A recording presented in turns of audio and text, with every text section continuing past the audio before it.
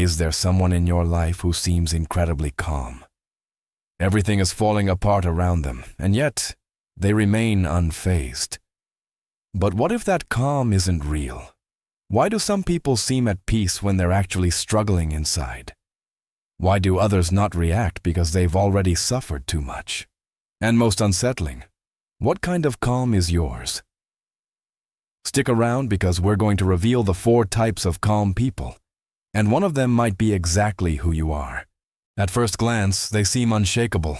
They speak slowly, stay in control, don't raise their voice.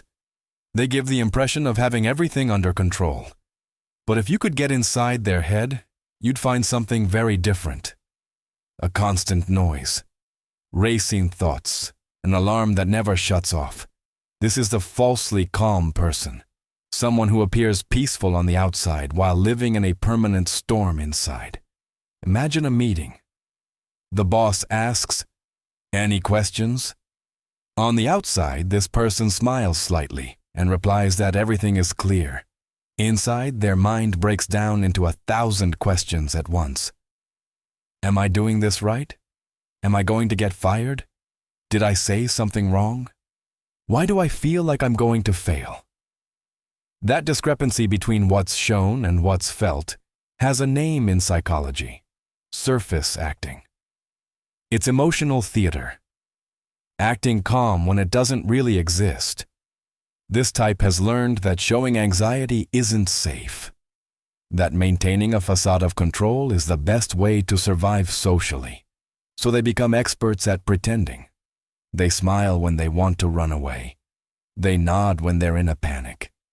It works like a swan, elegant and serene on the surface, while underneath the water their feet are frantically moving to stay afloat.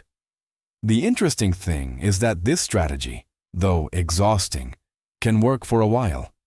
Stanford studies show that people who fake confidence eventually develop it to some extent. The brain doesn't clearly distinguish between a real emotion and a portrayed one. If you act like a calm person long enough, parts of your nervous system start to believe it. That's why many falsely calm people are highly functional. They deliver, they perform, they move forward. But the price is high. Maintaining that mask day after day consumes an enormous amount of mental energy. It's like running a marathon nonstop while pretending you're taking a walk. And sooner or later, something gives. That's why this type often collapses over insignificant details. A poorly made coffee, an out-of-place comment, a small delay. To an outside observer, the reaction seems exaggerated. But it's never just the coffee. It's the accumulation of months, sometimes years, of repressed anxiety looking for an outlet. There's a phrase that betrays this type better than any other. When everything goes wrong and someone asks how they are, they respond, "I'm fine." Not as information, but as a defense. That "I'm fine" usually means they're 3 small annoyances away from a complete collapse. The falsely calm person isn't weak. They're someone who learned to function under constant pressure. But living like that isn't peace. It's resistance. And resisting without rest eventually takes its toll. This type of calm is quieter, heavier. It doesn't stem from strategy or control, but from emotional exhaustion. The numb survivor seems calm not because everything is fine, but because they've already been through too much. They've experienced losses, failures, breakups, or extreme situations that would have overwhelmed most people. After that, almost nothing can shake them. Outwardly, their calm may seem admirable. They don't panic, they don't dramatize, they don't overreact. But that serenity isn't inner peace. It's a kind of emotional anesthesia. In psychology, it's known as emotional numbing, a defense mechanism of the nervous system that appears when pain has been so intense or so repeated that feeling everything would be unbearable. Imagine an alarm that's constantly ringing. At first, every noise puts you on alert. But if it never turns off, there comes a point where your brain stops reacting. Not because the danger has disappeared, but because you can't live forever in emergency mode. That's what happens to the numb survivor. Their nervous system has learned to turn down the volume of emotions to keep going. That's why when something happens that would be a disaster for others, this person barely flinches.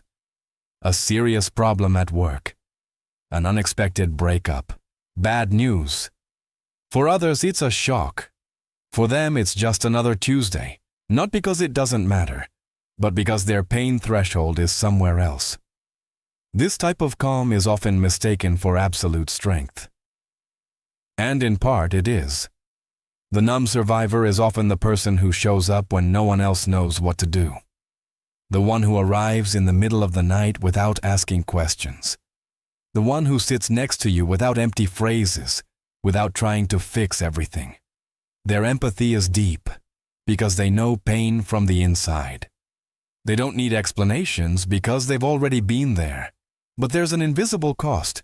Living numb also means losing access to full joy, spontaneous enthusiasm, lightness. Not only are negative emotions extinguished, everything is muted. Calm, in this case, is not a chosen state. It's a scar. Many numb survivors don't allow themselves to rest emotionally. They believe that if they let their guard down, everything they've contained will come rushing back. That's why they keep going, functioning, helping others, while their own needs take a back seat. This calm isn't weakness. It's an adaptation, a way to stay alive after being beaten down again and again.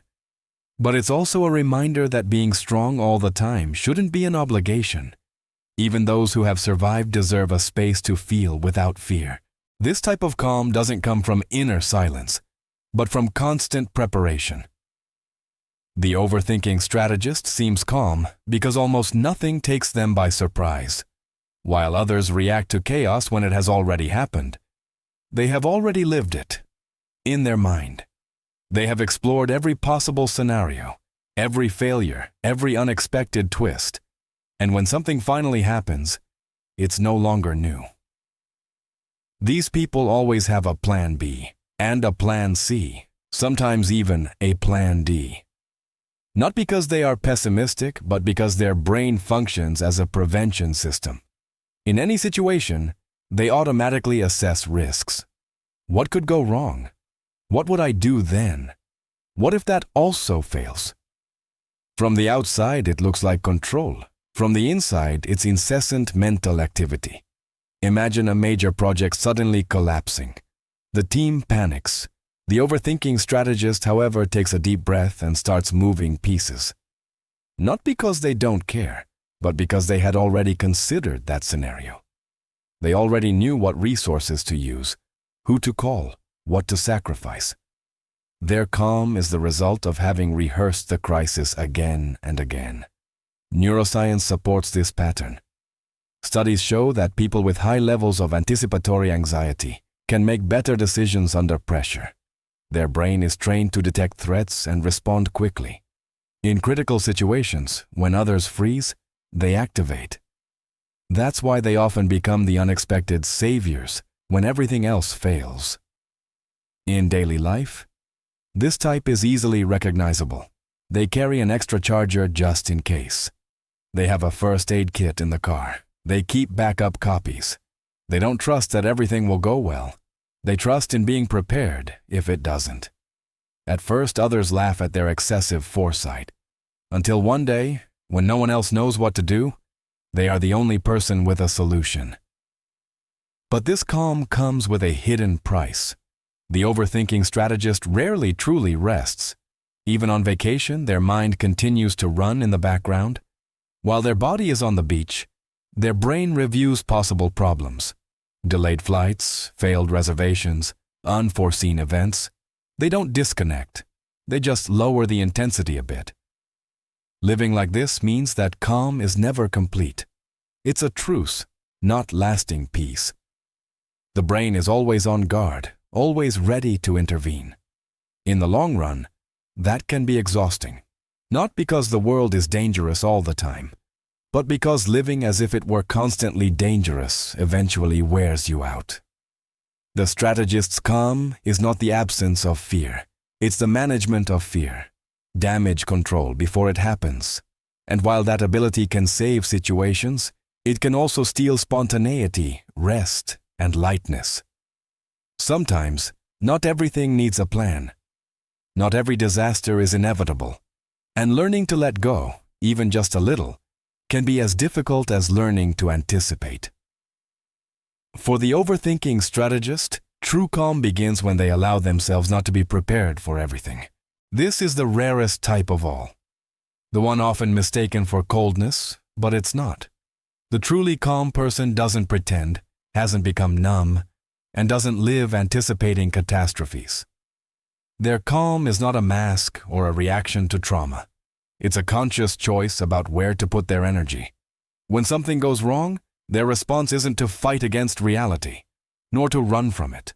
They simply accept it, not because they like it, but because they understand that resisting it won't change it. A flight is delayed. The car breaks down. A plan falls through at the last minute. While others get frustrated or despair, this person adapts. They don't dramatize, but they also don't repress what they feel. They observe the situation and decide what to do from there. In psychology, this attitude is related to radical acceptance, fully accepting what is happening without adding unnecessary suffering. It's not passive resignation, it's mental clarity. The truly calm person understands that there are things within their control and things that are not, and they don't waste energy fighting the inevitable. They also master something called cognitive reframing. When faced with a problem, they don't ask, "Why is this happening to me?" but "What do I do with this now?" They change the internal narrative. The event doesn't disappear, but the emotional burden is reduced. Added to this is psychological flexibility, a capacity studied by universities like Yale, which describes the ability to adapt without losing internal stability. Another key tool is temporal distance. The truly calm person asks themselves a simple question. Will this matter in 5 years? Not to minimize it, but to put it in perspective. Many crises lose their power when viewed from a distance. Not everything deserves the same emotional intensity. That's why their calm can be baffling. They don't get upset when others expect a reaction, not because they don't feel, but because they choose not to amplify it. It's like someone on a roller coaster who raises their hands while everyone else holds on tight. The ride is the same, but the experience changes completely. This calm doesn't mean emotional disconnection. On the contrary, the truly calm person feels, but doesn't get carried away. They don't need to control every detail or protect themselves by shutting down emotions. They simply trust in their ability to respond when needed. There's no secret trick here, just practice, self-awareness, and a different relationship with uncertainty. And although many wonder how they do it, the truth is that it's not about knowing more, but about letting go more. After seeing these 4 types, one thing is clear. Calm doesn't mean the same thing to everyone. It's not the absence of stress, nor the lack of emotions, nor an automatic sign of strength.